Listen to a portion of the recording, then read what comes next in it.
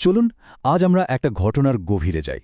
ঘটনাটা ২০২৫ সালের গুজরাটের এক শান্ত গ্রামের, যেখানে একটা সাধারণ শোকের ঘটনা ধীরে ধীরে এমন এক ভয়ঙ্কর কাহিনীতে রূপ নেয় যা ভালোবাসা, প্রতারণা আর তথাকথিত সম্মানের এক মারাত্মক দামের কথা আমাদের মনে করিয়ে দেয়। তো গল্পটা শুরু হয় গুজরাটের ছোট্ট একটা গ্রাম দান্তিয়া থেকে। সেখানে পাটেল পরিবারে নেমে এসেছে শোকের ছায়া। তাদের ১৮ বছরের মেয়ে চন্দ্রিকা আর নেই। সবাইকে যা বলা হলো তা হলো মেয়েটা হঠাৎ হার্ট অ্যাটাকে মারা গেছে। একটা আকস্মিক, খুবই দুঃখজনক কিন্তু স্বাভাবিক মৃত্যু। কিন্তু এই সাধারণ গল্পের আড়ালেই লুকিয়েছিল এক ভয়ঙ্কর সত্যি ঢাকার চেষ্টা। কিন্তু ৪২ দিন পর একটা আইনি কাগজ সবকিছু ওলটপালট করে দিল।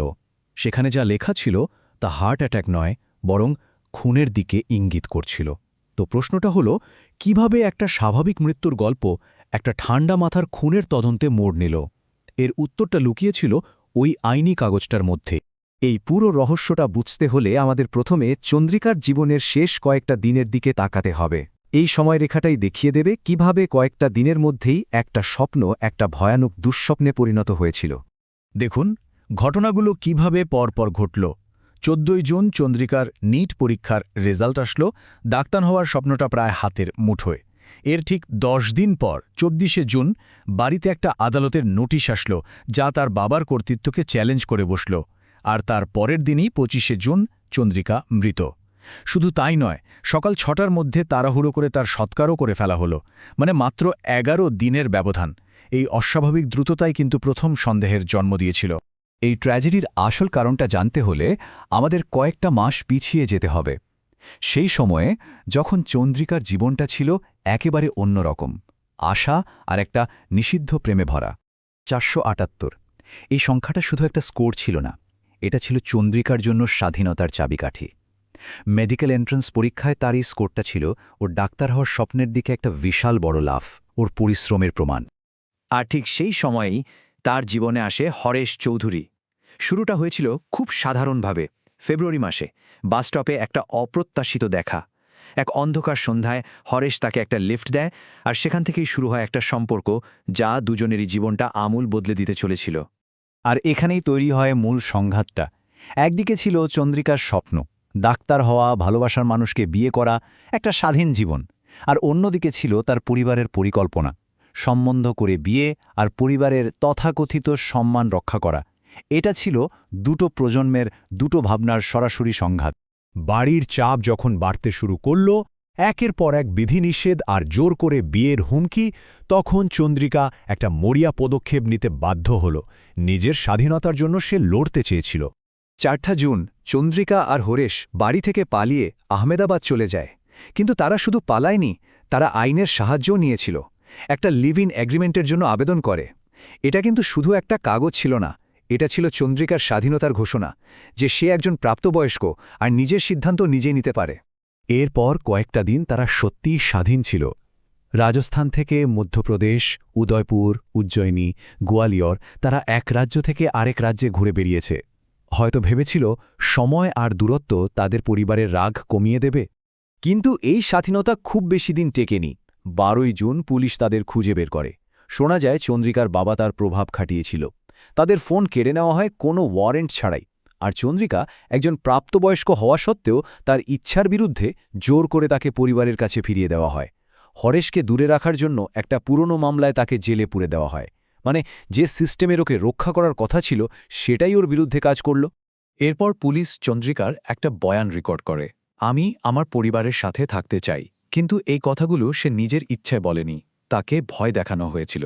বলা হয়েছিল যদি সে এটা না বলে তাহলে হরেশকে মিথ্যা মামলায় বছরের পর বছর জেলে আটকে রাখা হবে। হরেশকে বাঁচানোর জন্য চন্দ্রিকা সেদিন নিজের বিপদ ডেকে এনেছিল। এদিকে হরেশ জামিনে ছাড়া পেয়েই আবার আইনি লড়াই শুরু করে। সে চন্দ্রিকাকে ফিরে পেতে চেয়েছিল, কিন্তু সে তখনও জানত না যে সে এমন একজনের জন্য লড়ছে যে আর এই পৃথিবীতেই নেই। হরেশ আদালতে একটা হেবিয়াস কর্পাস পিটিশন ফাইল করে। এটা একটা খুব শক্তিশালী আইনি পদক্ষেপ। এর মানে হল আদালত কর্তৃপক্ষকে নির্দেশ দেবে যে আটক ব্যক্তিকে সশরীরে কোর্টে হাজির করতে হবে এবং কেন তাকে আটক করা হয়েছে তার কারণ দর্শাতে হবে। তো ২৭শে জুন হরেশ আদালতে হাজির হয়। তার মনে আশা ছিল আজ হয়তো ন্যায় বিচার হবে, চন্দ্রিকাকে কোর্টে আনা হবে, তার কথা শোনা হবে আর তারা আবার এক হতে পারবে। কিন্তু সেদিন আদালতে চন্দ্রিকা আসেনি। তার বদলে তার পরিবারের আইনজীবী এগিয়ে এসে হরেশের হাতে একটা কাগজ ধরিয়ে দেয়, একটা কাগজ যা তার সব আশা এক মুহূর্তে শেষ করে দিয়েছিল। কাগজটা ছিল চন্দ্রিকার ডেথ সার্টিফিকেট। তাতে লেখা ছিল মৃত্যুর কারণ হার্ট অ্যাটাক, আর তারিখ এই শুনানির ঠিক 2 দিন আগের। পুরো আদালত কক্ষ স্তব্ধ হয়ে গিয়েছিল। কিন্তু হরেশ এই গল্পটা বিশ্বাস করেনি। সে নিশ্চিত ছিল এর পেছনে অন্য কোনো রহস্য আছে। তাই সে খুনের অভিযোগ দায়ের করে, আর সেখান থেকেই শুরু হয় নতুন তদন্ত, যা ধীরে ধীরে এক ভয়ঙ্কর সত্যি সামনে নিয়ে আসে। তদন্তে যা উঠে আসে তা শিউরে ওঠার মতো। এটা কোনো হঠাৎ রাগের বশে করা খুন ছিল না, এটা ছিল একটা ঠান্ডা মাথার পরিকল্পনা। 24শে জুন যখন আদালতের নোটিশটা বাড়িতে পৌঁছায়, তখনই তার বাবা সিদ্ধান্ত নেয় যে চন্দ্রিকাকে চুপ করিয়ে দিতে হবে। সেই রাতেই তাকে ঘুমের ওষুধ মেশানো দুধ খাওয়ানো হয়।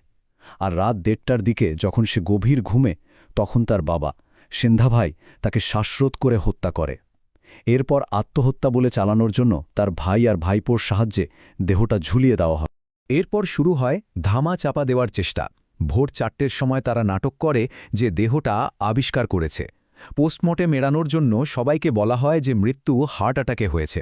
আর সকাল 6টার মধ্যেই, মানে সূর্য ওঠার আগেই, সমস্ত প্রমাণ নষ্ট করার জন্য দেহ সৎকার করে ফেলা হয়। এমনকি বাবা তার প্রভাব খাটিয়ে একটা জাল ডেথ সার্টিফিকেটও জোগাড় করে। কিন্তু শেষ রক্ষা হয়নি। হরেশের দেওয়া কিছু ইনস্টাগ্রাম মেসেজ আর অন্যান্য প্রমাণের চাপে পরিবারটা শেষ পর্যন্ত ভেঙে পড়ে আর সব স্বীকার করে নেয়। এই ঘটনাটা সিস্টেমের একটা ভয়ঙ্কর ব্যর্থতাকে চোখে আঙুল দিয়ে দেখিয়ে দেয়। আইনত একজন প্রাপ্তবয়স্কের নিজের জীবন নিয়ে সিদ্ধান্ত নেওয়ার সম্পূর্ণ অধিকার আছে, কিন্তু বাস্তবে কি হল? চন্দ্রিকাকে তার অত্যাচারীদের কাছেই ফিরিয়ে দেওয়া হলো। তার আইনি লিভ ইন চুক্তিকে কোনো গুরুত্বই দেওয়া হলো না। আর তথাকথিত সম্মানের জন্য একটা জলজন্ত জীবন কেড়ে নেওয়া হলো। চন্দ্রিকার গল্পটা শেষ পর্যন্ত আমাদের একটা খুব কঠিন প্রশ্নের সামনে দাঁড় করিয়ে দেয়। যখন পরিবার, যাদের রক্ষা করার কথা, তারাই শত্রু হয়ে দাঁড়ায়, আর আইন, যার ভরসা দেওয়ার কথা, সেটাও মুখ ফিরিয়ে নেয়, তখন একজন মানুষকে রক্ষা করার জন্য আর কে বাকি থাকে? এটা এমন একটা ট্র্যাজেডি যেখানে সম্মানের নামে জীবন, ভালোবাসা আর ন্যায় বিচার সবকিছুকে হত্যা করা হয়েছে।